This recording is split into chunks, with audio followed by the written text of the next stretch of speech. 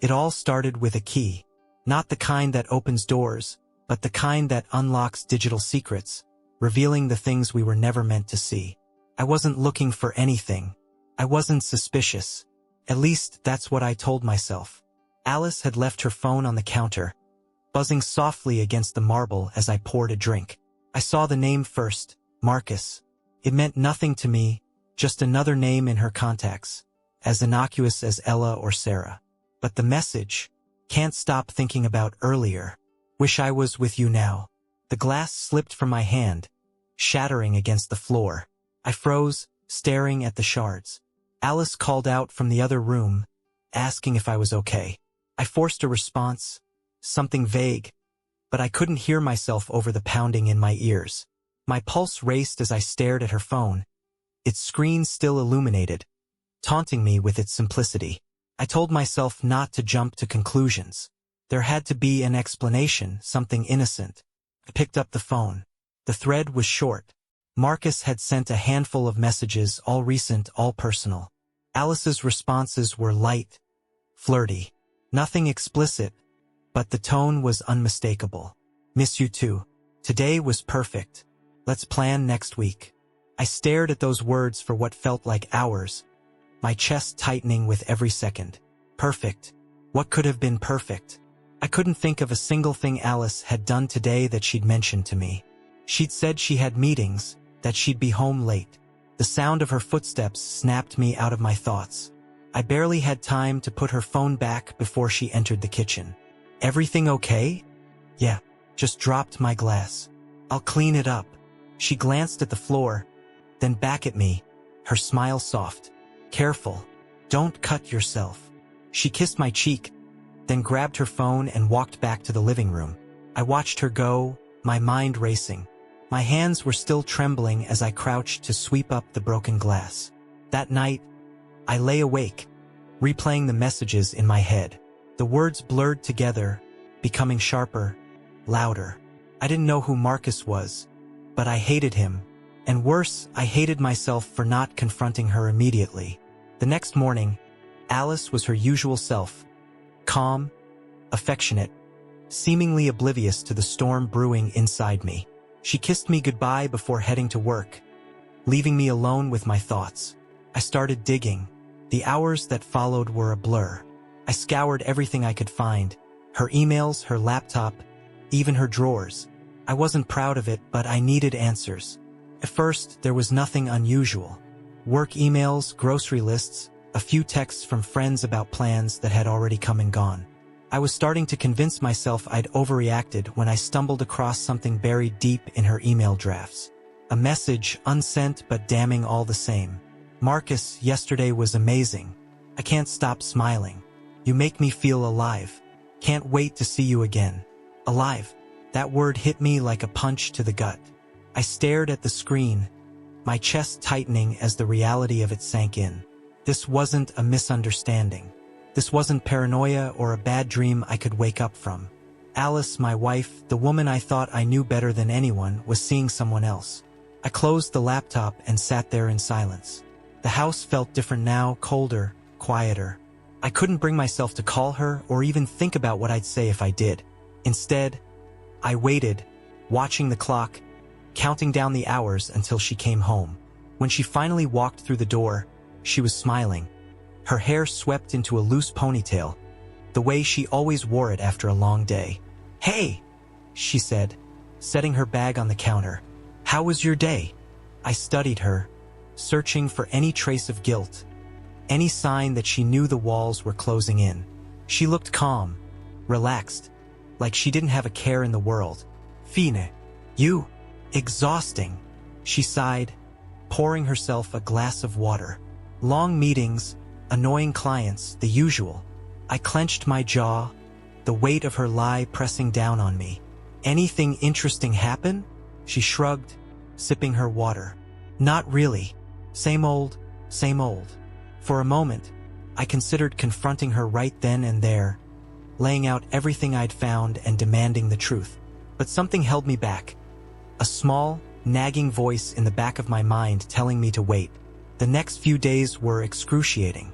I couldn't look at her without hearing the words from that email. You make me feel alive. I wanted to shout, to scream, to demand an explanation, but I couldn't risk tipping her off. Not yet. Instead, I started to watch her. It wasn't hard to notice the changes once I knew what to look for. The way she kept her phone close, even during dinner. The way she laughed at messages she didn't share with me. The sudden urgency of late nights at the office. Every lie she told felt like a knife twisting deeper into my chest. It was Friday evening when I finally broke. She was in the shower, her phone left carelessly on the nightstand. I grabbed it, my hands trembling as I unlocked the screen. Her messages with Marcus were still there, more of them now. Can't wait for tomorrow. Same time, same place? Of course. I'll make the reservations. Couldn't breathe. Tomorrow. She was planning to see him tomorrow. I locked the phone and set it back on the nightstand, my heart pounding as I tried to steady myself. I needed to know more. Where were they meeting? How long had this been going on? And most importantly, why? When she got out of the shower, I was already in bed, pretending to scroll through my phone. She climbed in beside me, her wet hair brushing against my arm as she settled under the covers. "Night," she murmured, kissing my cheek. "Night." I waited until her breathing slowed, until I was sure she was asleep, then slipped out of bed and headed for the garage. It didn't take long to find what I was looking for. She'd been careless, leaving receipts and notes in her purse, assuming I'd never think to look. I found a slip of paper with the name of a restaurant scribbled on it, one I didn't recognize. Beneath it, a time, 7:30. I stared at the paper, my hands shaking with a mix of anger and adrenaline. This was it. Proof. The next day, I followed her. The next day, I woke up to the sound of Alice moving around the house. She was humming, her voice light and cheerful, like she didn't have a care in the world. It made me sick. She kissed me on the forehead before she left, saying she had errands to run and might be late getting back. I nodded, pretending to believe her, and waited until I heard the car pull out of the driveway. By the time I grabbed my keys and followed her, she was already halfway across town. She drove with the windows down, her hair blowing in the wind, tapping her fingers against the steering wheel like she didn't have a single secret to hide. I stayed a few cars behind, careful not to get too close. My heart pounded in my chest as I followed her onto a quiet street lined with small boutiques and cafes. She parked in front of a restaurant, the same one from the slip of paper I'd found. I watched as she got out of the car, her smile bright and carefree. She wasn't wearing the casual clothes she usually wore for errands. Instead, she'd put on a dress, a deep red one I hadn't seen before, paired with heels that clicked sharply against the pavement as she walked toward the entrance. My stomach churned as I parked a few spots down, debating my next move. I couldn't sit there and wait. I had to see for myself. The restaurant was small, intimate. Candlelit tables were scattered across the floor, each one draped in white linen. Alice was seated near the back, her face glowing in the soft light as she laughed at something her companion had said. Marcus. He was taller than I expected, with sharp features and an easy smile that I immediately hated. He leaned toward her, his hand resting lightly on the table, inches away from hers. I stood there, frozen, watching as she tilted her head and laughed, the sound light and musical, like she didn't have a care in the world. It was the way she looked at him that broke me. Her eyes sparkled in a way I hadn't seen in years. It wasn't the look of a woman meeting an old friend or even a new one. It was the look of someone who was exactly where they wanted to be. I clenched my fists, my nails digging into my palms as I forced myself to stay calm. This wasn't the time to lose control. I needed more. Slipping out of the restaurant, I waited near the car, my mind racing.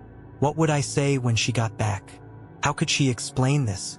When they finally came out, the sun was low on the horizon, casting long shadows across the pavement. Marcus opened the door for her, his hand brushing against hers as she smiled up at him. I ducked out of sight, my pulse racing as I watched them talk. They stood there for a moment, their conversation light and easy, before she got into the car and drove away. I didn't follow her this time. Instead, I went home, my mind a storm of emotions. Anger, hurt, betrayal. They all swirled together, building into something I couldn't control. When she walked through the door later that night, she was glowing, her smile radiant as she kissed my cheek and asked how my day was. "Fine," I said, my voice flat. "Yours?"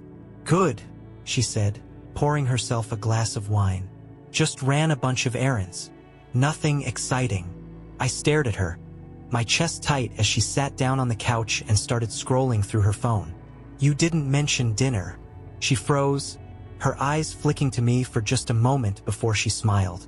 "Dinner? Oh, I grabbed something quick while I was out." "Why?" "No reason," I said, standing up and walking toward the kitchen. Her phone buzzed on the counter as I passed, the screen lighting up with a message from Marcus. "Thank you for today. You're amazing." I didn't need to read the rest. I stood in the kitchen, gripping the edge of the counter, trying to keep my breathing steady. Her phone buzzed again, and this time, I didn't bother to hide my glance. "Can't wait for next time." Alice didn't seem to notice.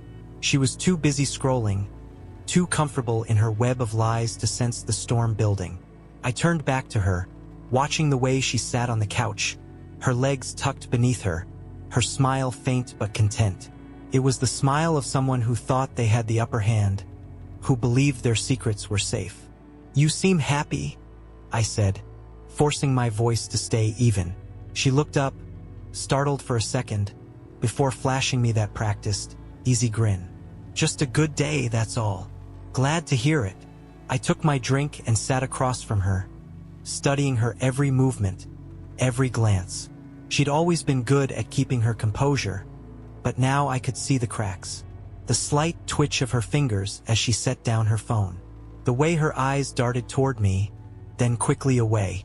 "You deserve it," I said, leaning back and swirling the liquid in my glass. "After all the late nights, the errands, the hard work. You've been busy." She paused, her smile faltering for just a second before recovering. "Yeah, it's been a lot lately. You never mentioned Marcus before." Her head snapped up, her eyes wide. For a moment, I saw it, the panic. Then, just as quickly, she smoothed it over, tilting her head with a confused smile. "Marcus? Who's Marcus?" I let the silence hang between us, heavy and suffocating, before answering. "The man you had dinner with today." Her mouth opened, then closed again. She blinked, her carefully constructed facade beginning to crumble. "Oh, that Marcus. He's just a colleague. We met up to discuss a project." "Over candlelight and wine?" "It wasn't like that." Her voice rose slightly, defensive now. "You're reading too much into it. He's just a friend." "Is that what he thinks?" I asked, my voice cold, because his messages seemed to say otherwise. Her face went pale. "You went through my phone?" "I didn't have to," I said, standing and walking toward her. "You're careless. Too confident. You left all the pieces out for me to find." She stood, backing away slightly, her hands trembling. "You're being paranoid," she said, her voice shaking. "You don't understand." "Then make me understand," I said, stepping closer. "Explain it to me. Tell me why you've been lying to my face, sneaking around, meeting him behind my back." She hesitated, her eyes darting around the room as if searching for an escape. "It's not what you think," she finally said, her voice barely above a whisper. "Then what is it?" I demanded. Her lips trembled, and for a moment, I thought she might finally tell the truth. But instead, she shook her head, tears welling in her eyes. "You've been distant," she said, her voice breaking. "You're always working, always distracted. I felt invisible. I just needed someone to notice me again." Her words hit me like a punch to the gut. "So, this is my fault?"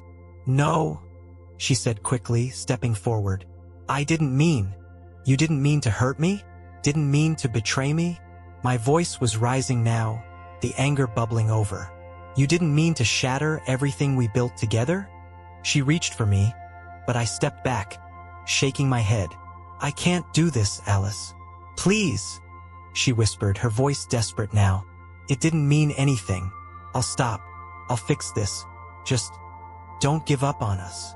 I stared at her, my heart pounding, my mind racing. I wanted to believe her.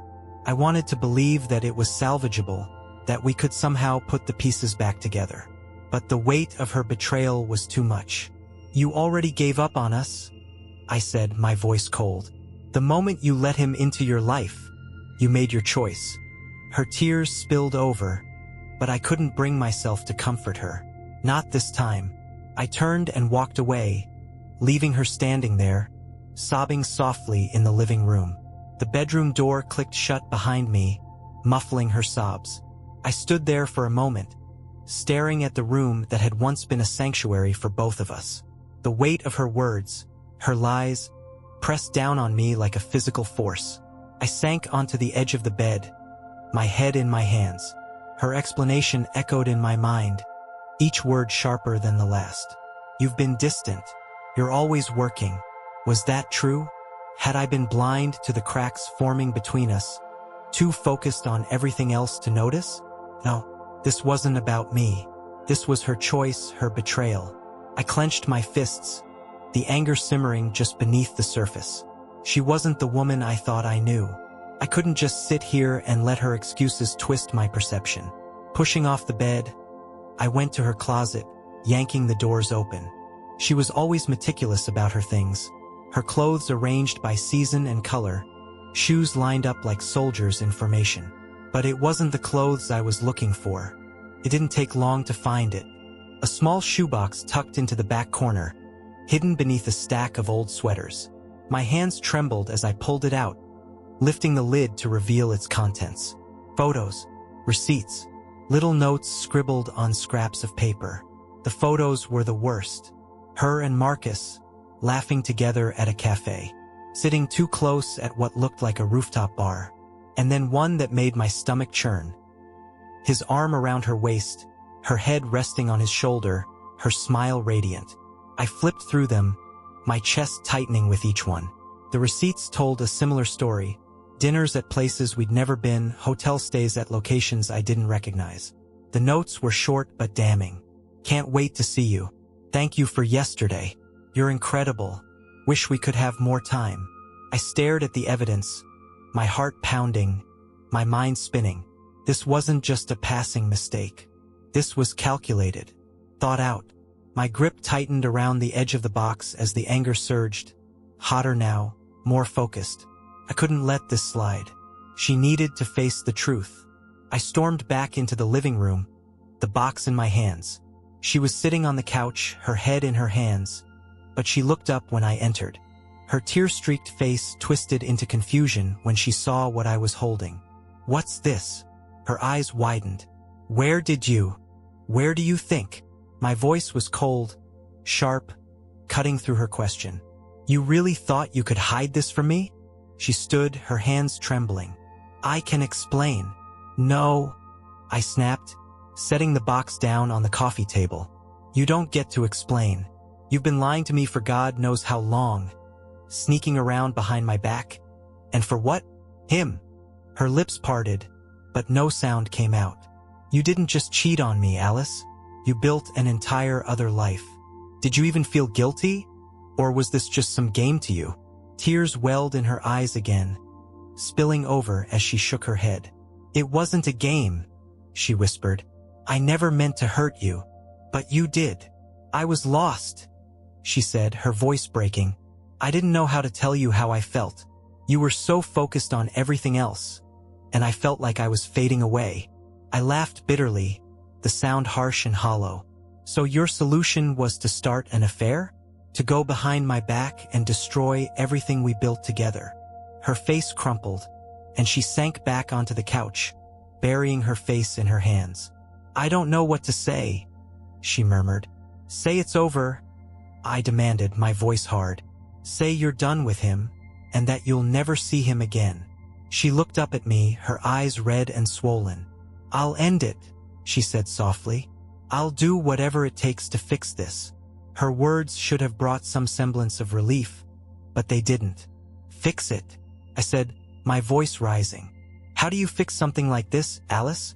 You don't just put a bandage over a gaping wound and call it healed. I'll do anything, she pleaded, reaching for me. Please, just don't give up on us. I stepped back, out of her reach, shaking my head. You already gave up on us. You did that the moment you chose him. She dissolved into sobs, her shoulders shaking as she buried her face in her hands again. I turned away, my chest heaving, my mind a chaotic storm of emotions. I needed air, space, anything to escape the suffocating weight of the room. As I walked out the door, slamming it behind me, one thought echoed in my mind. This wasn't over. I drove aimlessly for what felt like hours, the city lights blurring into streaks of color through the windshield. My mind raced, replaying every lie, every betrayal, every moment that now felt tainted. I had no plan, no destination, just the need to escape. Eventually, I pulled into an empty parking lot overlooking the city. The silence pressed in around me, heavy and suffocating. My hands gripped the steering wheel until my knuckles turned white. How had it come to this?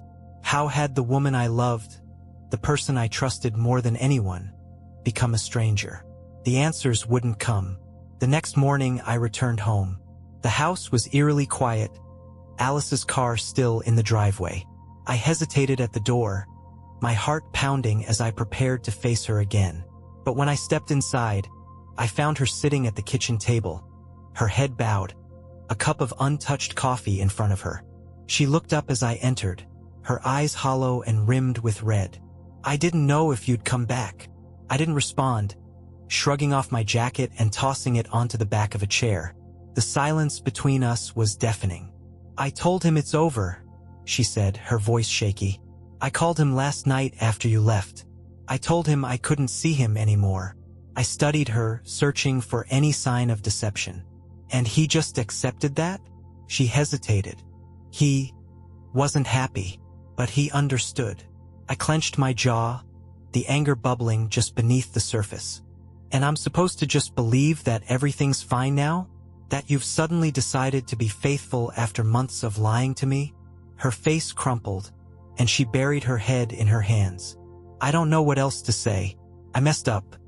Okay? I know I did. But I want to fix this. I'll do anything to make it right. Anything? I said, my voice cold. She nodded, tears spilling down her cheeks. Then tell me everything, I demanded. No more half-truths, no more excuses. I want the whole story. How long has this been going on? How did it start? Her shoulders slumped, and she took a deep, shuddering breath. It started about 6 months ago. We met at that conference I went to, the one in Chicago. He was there representing another firm. We got to talking, and it just happened. Don't insult me with that, I snapped. Things like this don't just happen. You made a choice, Alice. You chose to betray me. She winced, her hands trembling. You're right. I did. I don't know why. Maybe I was bored. Maybe I was lonely. I don't have an excuse. No, you don't, I said, my voice sharp. You don't get to justify this by blaming boredom or loneliness. You could have talked to me. You could have worked on this with me. Instead, you chose him. Her sobs grew louder, and for a moment, I almost felt a pang of sympathy. Almost. I need some time, I said, turning toward the door. Please don't leave, she whispered, her voice barely audible. I'm not leaving, I said, my hand on the doorknob. But I can't be here right now. I spent the day walking aimlessly through the city, trying to process everything. Her confession didn't bring clarity or closure, only more questions.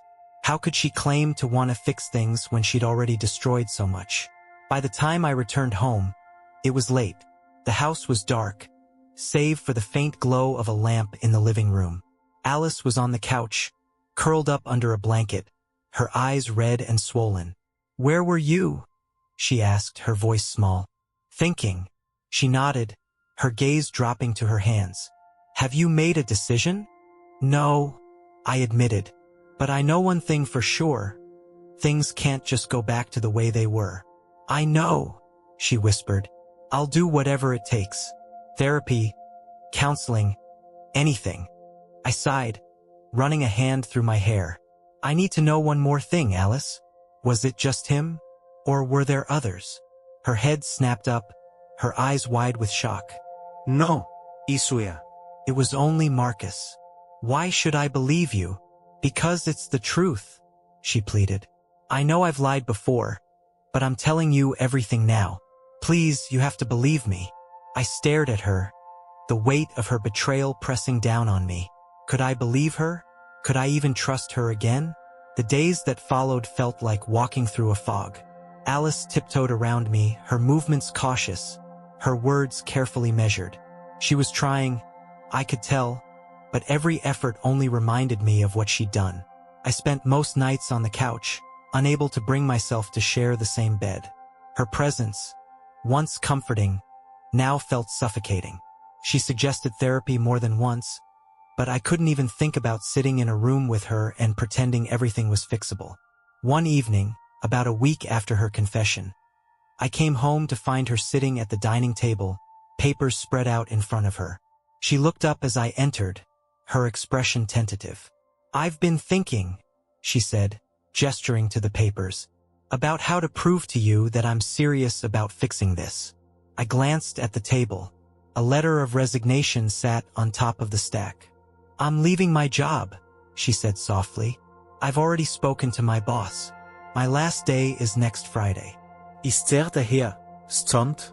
Why? Because I can't rebuild this with you if I'm still in the same environment where it all started. It's not fair to you. I didn't know what to say. Part of me was relieved. Marcus would be out of her life for good. But another part of me wondered if this was just another calculated move, another way to manipulate the situation in her favor. Do you think that's enough? I finally asked. No, she admitted, her voice breaking. But it's a start. That weekend, I made a decision. I needed to confront Marcus. It wasn't about revenge or some primal urge to fight for my pride. It was about closure. I couldn't move forward. Not with Alice, not alone, until I looked him in the eye and heard the truth from him. Finding him wasn't difficult. A quick online search led me to his firm's website, complete with his smiling photo and an office address. I called in sick on Monday and drove to his building, my hands gripping the steering wheel so tightly my knuckles turned white. The receptionist was polite, if a little confused by my lack of an appointment, but I must have looked determined enough because she eventually directed me to his office. He was sitting at his desk when I walked in, his focus on the computer screen in front of him. He looked up as the door closed behind me, his brow furrowing in confusion. Can I help you? Do you know who I am? He studied me for a moment, then leaned back in his chair, realization dawning. You're Alice's husband. The casual way he said it, like it was a fact he barely cared about, made my blood boil. I want answers, I said, my voice low and steady. He smirked, leaning forward and folding his hands on the desk. What do you want to know? How long has this been going on? About 6 months, he said without hesitation. But I'm guessing she already told you that. She told me it's over. Did she? He chuckled, shaking his head. Well, good for her. Guess she's trying to patch things up. I clenched my fists, struggling to keep my composure. Did it mean anything to you? His smirk faded slightly, replaced by something colder. Look, man, I'm not going to pretend I was in love with her. It was fun, sure. But you're asking the wrong person if you're looking for deeper meaning. Why her? She was available, he said simply. Unhappy, easy to talk to. You know how it is. I took a step closer, my voice trembling with restrained anger. You destroyed my marriage. He shrugged, leaning back again. I didn't destroy anything. Whatever cracks were there, they were already there before I showed up. Don't put this all on me. I wanted to hit him. The thought burned in my mind, vivid and tempting. But I knew it wouldn't fix anything. Instead, I turned and walked out, his voice following me. Good luck, man. Hope you figure it out. When I got home that night, Alice was waiting for me. Where were you? She asked, her voice tinged with worry. I saw him, I said bluntly. Her face paled. Marcus. Yeah. She sank into the nearest chair, her hands trembling. What did he say? Enough. I hesitated, the words lingering on the tip of my tongue. He thinks you'll come back to him. Her head snapped up, her eyes wide with disbelief. That's not true. I told him it's over. I haven't spoken to him since. Can I believe that, Alice? I asked, my voice heavy. Can I believe anything you say anymore? Tears streamed down her face as she nodded. Yes, I swear. I know I've lied, but this is different. I meant it when I said I'd do anything to fix this. I sighed, the weight of the day pressing down on me. I need time. I'll wait, she whispered. As long as it takes. The following weeks were a strange limbo. Alice stayed true to her word, giving me space without pushing for answers. She threw herself into her resignation, packing up her office and attending a quiet farewell lunch with a few close colleagues. I didn't ask if Marcus was there. I wasn't ready to hear the answer. At home, she tried to bridge the gap between us. She cooked dinners she knew I loved, left notes on the fridge reminding me to take breaks, and even suggested couples counseling again. But no matter what she did, it all felt hollow, like she was playing a role, trying to undo the damage with gestures that couldn't touch the core of what she'd done. Meanwhile, I tried to bury myself in work, spending longer hours at the office and avoiding the questions my coworkers were too polite to ask. When I wasn't working, I was thinking, replaying every moment of our relationship, searching for the signs I'd missed. The memories came in waves. The early days when everything was easy and light. The nights we stayed up talking about nothing and everything. The plans we made for the future so sure we'd always be on the same page. And then the cracks. The nights she stayed late at work. The excuses that didn't quite add up. The way her smile had started to feel forced, like she was holding something back. The more I thought about it, the more I realized how long I'd been blind. One evening, I came home late to find Alice sitting on the couch, staring at her phone. She looked up as I entered, her eyes tired but hopeful. "Hey," she said softly. "Hey." I set my bag down and leaned against the wall, watching her. "I made dinner. It's in the fridge if you're hungry." "Thanks." The silence between us was heavy, the weight of everything unsaid pressing down on both of us. She set her phone down and stood, wringing her hands nervously. "Can we talk?" I hesitated, then nodded. "Sure." She gestured to the couch, and we sat down, leaving a noticeable gap between us. "I've been thinking a lot," she began, her voice trembling slightly, "about everything I've done and how much I've hurt you." I stared at her, waiting for her to continue. "I know saying sorry isn't enough. It'll never be enough. But I want you to know that I mean it. Every word." She paused, her eyes glistening with tears. "I miss us. I miss you. And I'm terrified that I've ruined everything beyond repair." "You have," I said bluntly. She flinched, her breath hitching. "I know.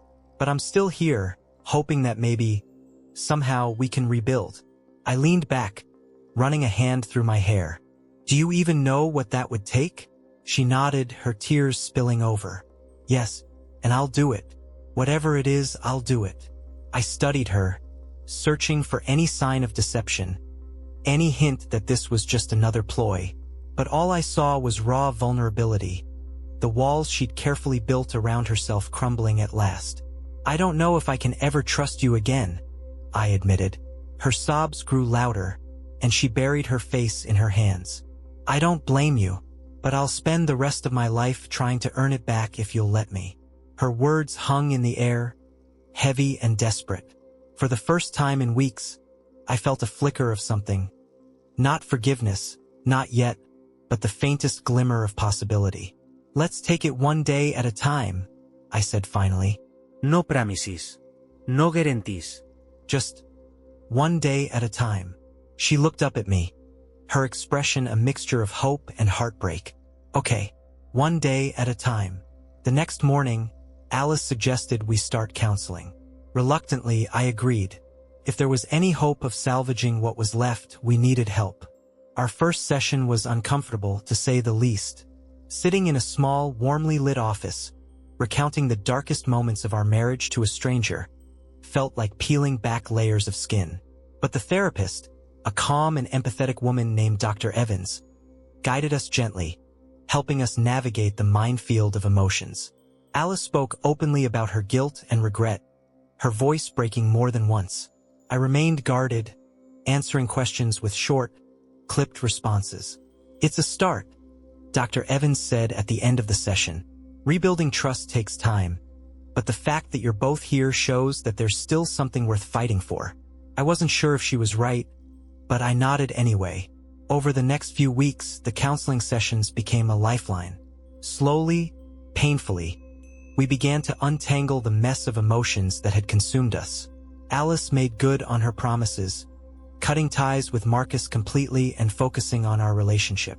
She started looking for a new job, one that wouldn't remind her of the mistakes she'd made. But despite her efforts, the wounds were still raw. Trust, once broken, isn't easily repaired. Every time her phone buzzed, every time she left the house, I felt the familiar pang of doubt. And yet, there were moments, small, fleeting moments, where I glimpsed the woman I fell in love with. The way she laughed at a joke I made, the way she reached for my hand during a difficult conversation, the way she whispered, "I love you," when she thought I was asleep. It wasn't enough to erase the pain, but it was enough to keep me from walking away. For now, months passed, and the rhythm of our lives began to shift. Counseling became a weekly ritual, a space where we could unravel the mess of emotions that still lingered between us. Alice was patient, never pushing me beyond what I was ready to give. She listened, she apologized, she owned every part of her betrayal without deflection or excuses. She found a new job at a nonprofit, something smaller and quieter than her previous high-pressure firm. It was clear she was trying to rebuild herself as much as she was trying to rebuild us. And slowly, painfully, I began to let my guard down. But trust is a fragile thing. One evening, we were cleaning up after dinner when her phone buzzed on the counter. She glanced at it and quickly swiped it off, her movements stiff. I froze, my chest tightening as the old doubts surged back. Who was that? She hesitated, her eyes flicking to mine before she smiled weakly. Just Ella. She's planning a weekend trip and wanted to see if I'd join. I stared at her, the tension thick between us. "Let me see." Her face fell, and for a moment I thought she might refuse. But then she handed me the phone, her hands trembling slightly. It was Ella. The message was innocent, just like she'd said. But the damage was already done. "I hate this," I said, setting the phone down. Her shoulders slumped. "I know. I do too. I want to trust you, Alice. I really do. But every time I see your phone light up, every time you leave the house, I can't help but wonder." Tears welled in her eyes, and she stepped closer, her voice pleading. "What can I do? Tell me and I'll do it. Anything." "I don't know if there's anything you can do," I admitted, my voice breaking. "It's not just about what you did. It's about what you took from us, what you took from me. I don't know if I'll ever feel the same way again." Her sobs filled the room, and for the first time in months, I didn't try to comfort her. The weeks that followed were some of the hardest we'd faced. The distance between us grew, despite her efforts to close it. I could see her trying, always trying, but I couldn't shake the weight of what had happened. Then, one night, as we sat in the quiet of the living room, she turned to me, her face pale and drawn. "I've been thinking a lot," she said softly. "About what? About us. About what I've done. And about what you need." I frowned, unsure of where she was going. "I love you," she continued, her voice trembling. "I love you more than anything. But I don't think I'm what you need anymore." "What are you talking about?" She swallowed hard, tears streaming down her face.